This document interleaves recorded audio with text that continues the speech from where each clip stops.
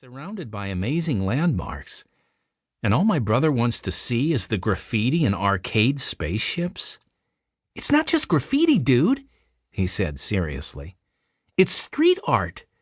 People like Ratatouille and Cosmonaut are creating original works of art, and they're using the environment around them to tell a story at the same time. There's an international pop art renaissance going on, and Paris is its epicenter. My brother's head was big enough already without me complimenting him, but I was impressed with how much thought he'd put into it. I was usually the one lecturing him on things like art appreciation. I get it, but we're in Paris. Some of the most treasured masterworks ever created are here. Van Gogh, Monet, Picasso, Dali. They all lived and painted right here.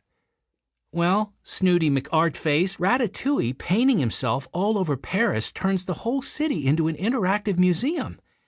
And you don't have to wait in line or go to a hoity gallery to see it. Besides, some people think artists like Stylo are masters. I shut up is what I did. You got me there.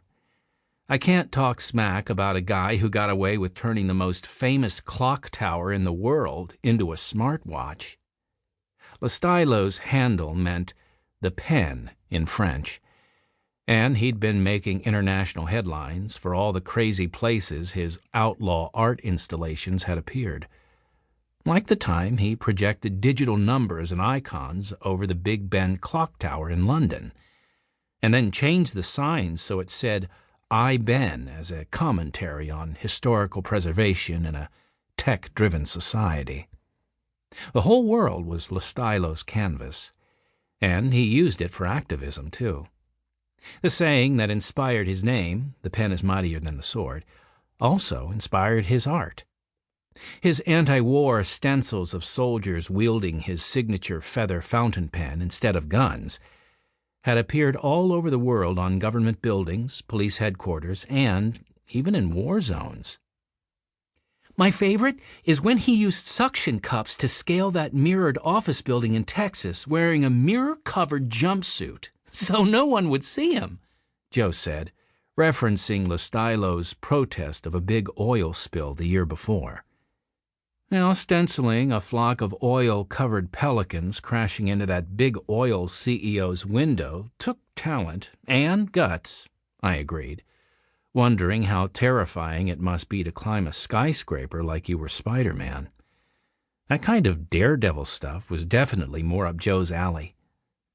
I heard he donates all the money from his paintings to charity, Joe shared. I bet Vincent van Gogh didn't even do that.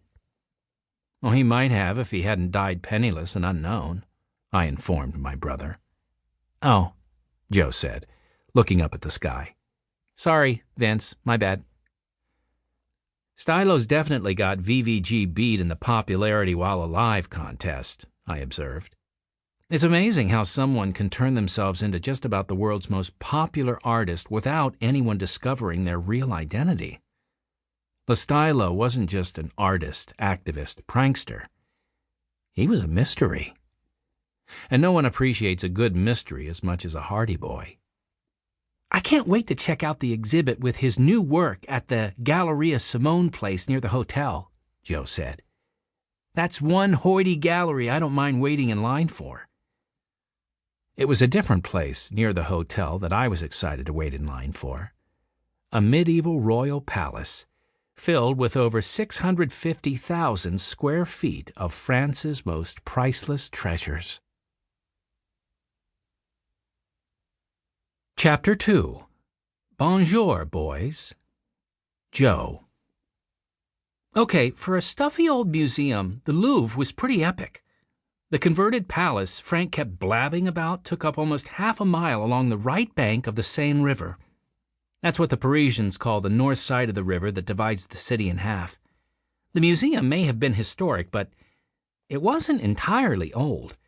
The gigantic glass pyramid surrounded by triangle-shaped reflection pools in the outdoor square by the entrance gave the place a modern touch I appreciated. A street cut right through the square, and the whole outdoor part was open to the public without having to buy a ticket. So tons of